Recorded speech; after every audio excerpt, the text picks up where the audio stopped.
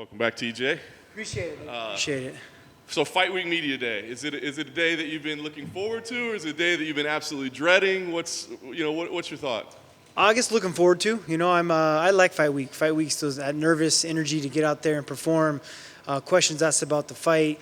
For me, this is recovery week. It's kind of a weird thing to say that everyone comes in here and makes weight, but for me, it's time to recover, make the body feel good, and get out there and show off. But this fight week's different than a normal fight week, right? Yeah. 'Cause the questions everybody wants to ask. Oh, yeah, of course. So is it difficult to have to go back? Because I imagine this is something you want to leave behind, right? So is it difficult to know every interview I do, I'm going to have to talk about the suspension and EPO and all that? No, man. I mean, that's kind of why I was so upfront about it anyways. It's kind of like doing your own therapy, getting it off your chest right away. Nothing I haven't said everything's already been said. I didn't hide behind anything. I put it all out there, and it is what it is. It's something you just gotta. I'm a very mentally tough guy, and it's not gonna ever break me. Is this one mentally tougher than normal? Because like if there's one slip in your performance, if there's one step down, people go, "Told you that guy can't do it without the EPO." I mean, are you thinking about that at all? Not at all, man. And there's not gonna be a slip in my performance. I'm gonna get out there and look dominant, so it's gonna be a great one. Yeah. Of course, the question everybody has, they want to know one time or multiple times. Yeah. Cody Garbrandt came out and he's like, God, I've been doing it for years. So, what did you think, first of all, I guess, when he made that statement? Did you see it? I didn't know he made the statement. I don't really pay attention to everything going on. I don't watch many fights unless I'm fighting you. I don't really pay attention to the sport for the most part other than what I'm doing, I'm immersed in the gym. I'm immersed in my training. Other than that, I'm in family life and business. But for him saying that, it's kind of ignorant because everything's posted out there on the internet. You saw it put me under a microscope after I failed that drug test. I got these emails just showing that I was being drug tested. And I was like, well, I haven't been drug tested today. But they went back and drug tested me. So they keep an A and B sample. They retested all my samples from back from when they very first started. I think it was right after my Cruz fight. And all of them came back flying colors. So people can say what they want. And, of course, there's going to be those speculations. That's the reason of putting you on blast, right? Because they don't want people to cheat. If you don't want to cheat, then don't go through my footsteps, right? So, those questions are going to come. Those comments are going to be there. Those thoughts are going to be there. But it's public knowledge that, nothing's going to hinder it. Do you think it'll ever be fully behind? Do you think you'll have to hear about this like every fight for the rest of your career? I don't think so. I think it's going to erase after Saturday. They're going to come out there and see how good I look. Very nice. So you were supposed to fight a couple months ago, right? Suffered a cut in the training. Is that what happened? I guess what happened and what was your mindset then? Because I imagine you're thinking about this amazing comeback story, and then it's like, now I got to pull out of a fight. What was your thought there? Super pissed, to be honest, because we were 13 days out from the fight. I was drilling, just doing some drills, some kickboxing drills with takedowns and stuff, and just wrong timing with my teammate. He dipped his head as I shot a shot, and we hit a headbutt, and it was a massive cut, So I had been taking the stitches out 4 days before the fight, so there's no way I was going to be able to do it. Bummed because camp went so well. Everything was feeling perfect, and just my emotion of wanting to get back and do this thing already, right? It's already been 2 years, and then May, and now it's going to be 2.5 years, right? So just long camp. Yeah. Was it important for you to keep the matchup together? Yes. Why was that important for you to keep the matchup together? Yeah, I was afraid that they were going to just kind of give Sandhagen someone else, right? So that was my biggest worry, was that this is the fight I wanted. He's #1 contender. I couldn't fight for the belt because of the debacle they're going through. This is the next best thing. It's a great fight for me. I know the fight that I can win and get out there and perform very well. So I wanted to make sure it was going to stay the same opponent. So I told him, I'm supposed to fight May 8th. I was like, push it to the end of May, that beginning of the June card. They wanted to make sure that we were still a main event, and the soonest main event they had was July 24th, so now we're here. Does the history together between you guys, does it factor into this at all, or does that not matter in a real fight? It doesn't. For me, it's nice to know. I've always done very well against guys that I've trained with. I'm a very good guy about game planning. I know where guys' weaknesses are at. And it's nice for me to know that, but it all matters when the lights turn on. And you can talk about practice all you want, but we ain't here to talk about practice. We're here to do it in front of everyone. Nice. Are you looking at this as a #1 contender fight? Has it been told to you at all, or is that the way you're viewing it? It's definitely a #1 contender fight. This is a real title fight, to be honest. I was not very impressed with Aljamain and Jan in their last fight. I think Cory Sandhagen's the toughest in the weight class right now, and this is a true title fight. I'm the true champ coming back, and it's time to prove it. Is there either one of those guys you'd rather fight for the title?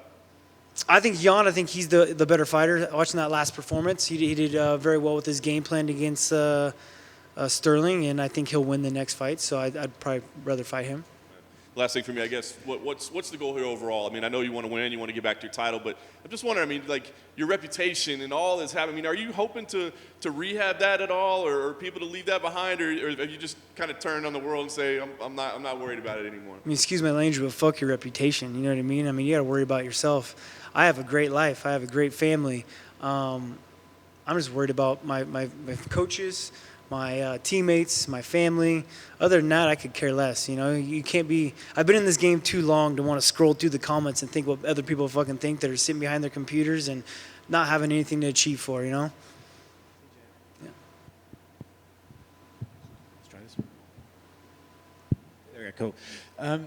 You said that this is the fight you wanted. Obviously, when you take a bit of time out of the sport, some people would maybe want an easier fight, easier matchup to get back in there. What's the difference between the mindset of wanting to fight a top-tier guy right away versus maybe getting back in there and shaking some of that rust off? Just to prove that I'm the best. I ultimately believe it, so why won't I go out there and fight the best guys? I've been in the gym for 2 years. I haven't been taking time off. I've made some great changes.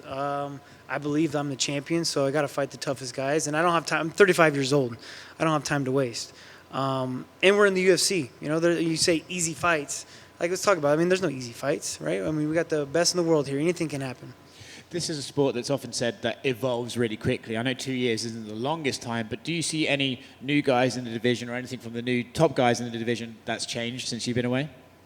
Oh, there's definitely always going to be new guys, right? I mean, people are achieving to be their best. I mean, Sandhagen, I think he had a couple fights when I was in there still and had the belt. So, yeah, there's always going to be changes. But the sport hasn't changed. You got 2 arms, 2 legs. Only so much can happen. Regarding the suspension, I think it would be fair to say that you're not the only guy in the roster who's taken performance-enhancing drugs. Yeah. With that said, do you feel that you've been fairly treated, unfairly treated, or reasonably treated with this whole thing?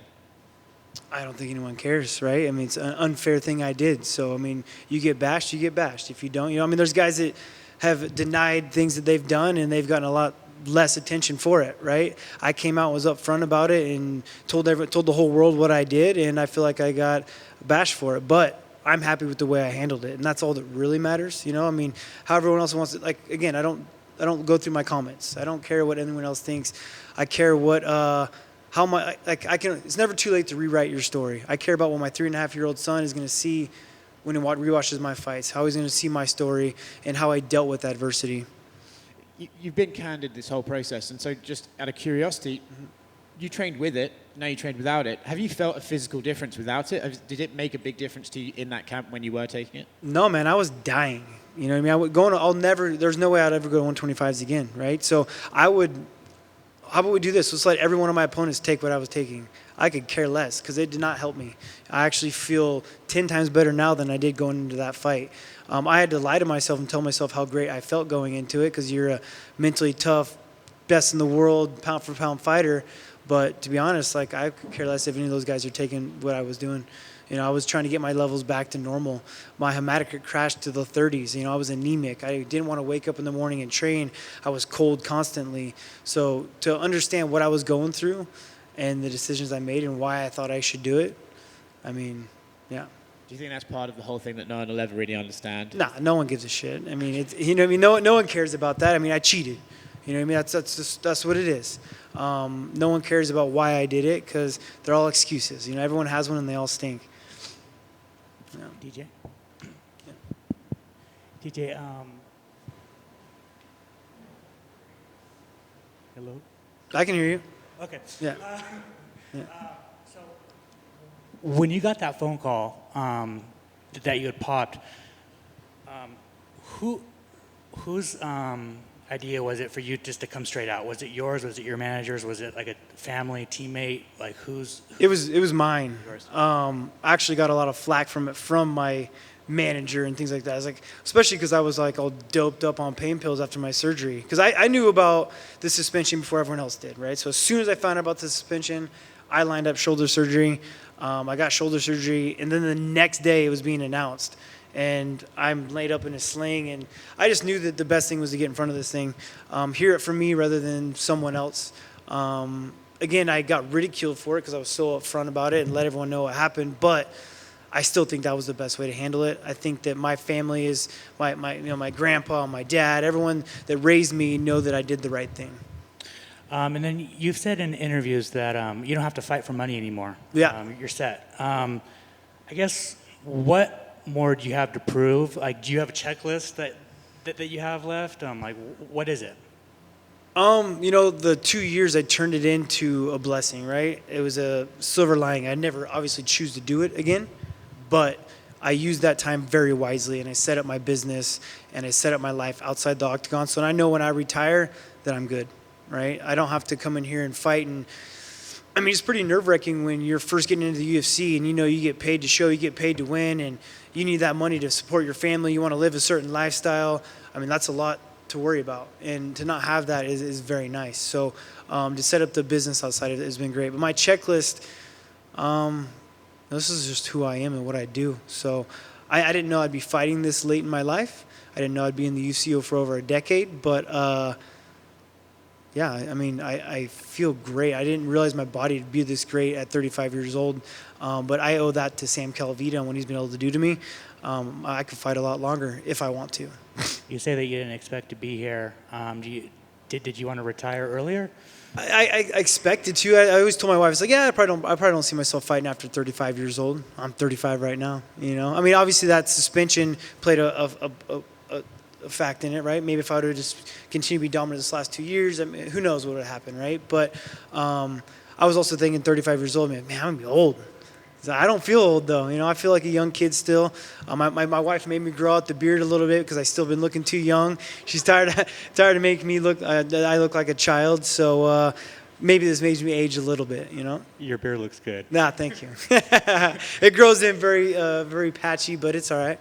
And then finally, so you're coming back with no fans, and so I mean, it's basically like when you were on the Ultimate Fighter. Mm-hmm. I mean, does that play with your mindset at all, or is it just, I mean, you're going in there to kill? I mean, it sounds like there's going to be a little bit of fans in there, right? It's not going to be like completely like it was during the pandemic. I was hoping to be a big, giant crowd, right? But then I started thinking about it and how streamlined this is and how easy it is. And it's a way for me to dip my toe back in the water without having to go full bore because I'm the bad guy. You know what I mean? Like, let's be honest, I'm the villain. And so I'm sure I would have been booed in a big crowd, So it's one of those things that maybe I get to dip my water in it and get my feet back in there, establish how great I am and everyone understand that, and then go back to the big crowds. Who knows? Thank you. Good luck. Of course, man. Appreciate it. Can you hear me? There we go. I always wonder, especially after you were in the training camp and so close to the fight, you take the cut.